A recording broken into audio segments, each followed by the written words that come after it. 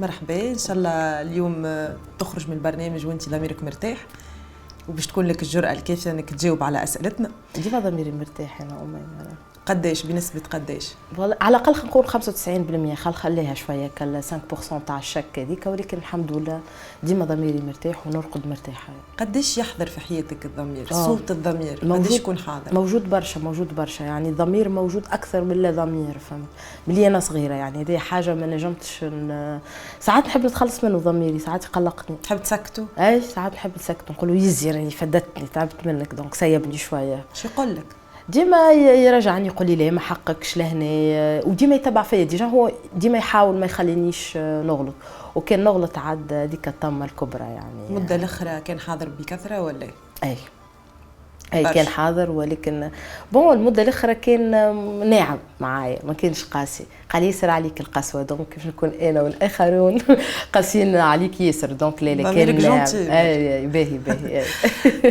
غفران، انت من ناشطه حقوقيه للاعلام، توجهت للاعلام ودخلت دخله كبيره، دخله قويه من زوز برامج. البرنامج الاول ايميسيون امبوسيبل مع برهان بسيس ككرونيكوز، وما نتصورش حلقه تتعدى مرور الكرام مع غفران بينوس. كل حلقه لازم غفران تثير الجدل بتصريحات.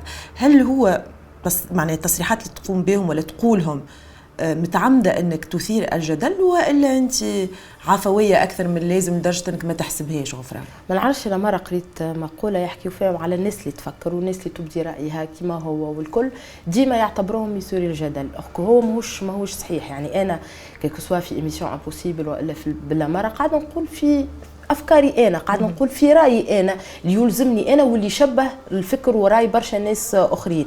يعني انا عمري بالعمر ما كنت قلت تصريح قلته جوست باش نثير الجدل ولا باش الناس، بالعكس انا راني عكس الناس اللي تحب برشا هكا الاضواء والكل، ولكن انا مالوغوزمون تو اي حاجه نقولها ولا تثير الجدل، خاطر الموضوع ولا اعمق من انه انا قاعده نعطي في راي ولا حاجه، ولا هو مرتبط بشخصي يعني باسمي بصفه غفران بينوس ترند. اي غفران بينوس اللي تقولوا مهما تقول، يعني اي حاجه نقول مثلا ديجا طبيعي تحط تيتر وتخرج الناس كل يبدا يسبوك يقولوا لي لا ما تبيضش، ولا يحبوا يقولوا لي راي ما تبيضش والكل. غفران دونك اسمك انه يكون ترند يخدموا عليه العديد من الوجوه الاعلاميه سنوات، يخدم عليه باش يكون هو موجود في الساحه الاعلاميه، موجود في المشهد الاعلامي في المواقع التواصل الاجتماعي، لكن انت في مده قصيره تمكنت انك تكون موجوده في خلينا نقولوا في التوندونس، في الترند، في الاسم الاكثر متداول.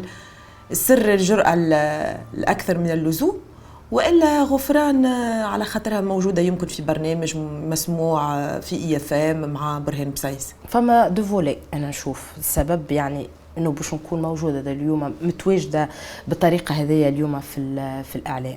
الفولي الاولاني اللي هو السبونتانيتي نتاعي انا، يعني انا مراه عفويه، وتعرف انت العفويه ساعات برشا في مجتمع يركز برشا على انه يخبي برشا حاجات يعني في اليومي نتاعو وكذا، تعتبر حاجه خايبه شويه بالنسبه لهم هما، مش بالنسبه لي انا. الفولي الثاني بوتيتر لو بروفيل نتاعي، ووجهي شعري كل حاجه جديده على المشهد الاعلامي، يعني ما استنسناش برشا يعني للاسف. يعني انا بون موضوع ما نحبش نحكي فيه، ولكن نحن لسنوات طويله يعني قعدنا معرضين كان لي احاديث اللون، نفس اللون نفس اللون نفس اللون نفس الستيل نفس الكوافور نفس كذا. دونك المره هذه جيت فما حاجه مختلفه شويه، دونك مختلفه ومزيانه. عايشك انت احلى، مش مجامله، انت مزيانه عايشك.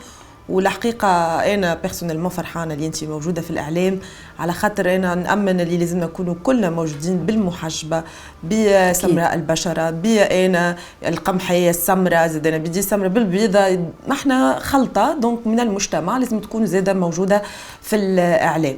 غفران، نحن في الاعلام فما مبدا نمشيو بينا نزينوا شويه، نحاولوا زي احنا ما نعيشوش وحدنا غفران، نعيشوا مع مجتمع، نعيشوا مع ناس تجلدك، ناس تقف لك على الوحده. لهالدرجه غفران متمرده اللي انت ما عادش تقرا حساب الناس، ما يهمكش شنو يقول عليك، اللي يقول عليك باهي ولا الخايب انت ما يهمكش،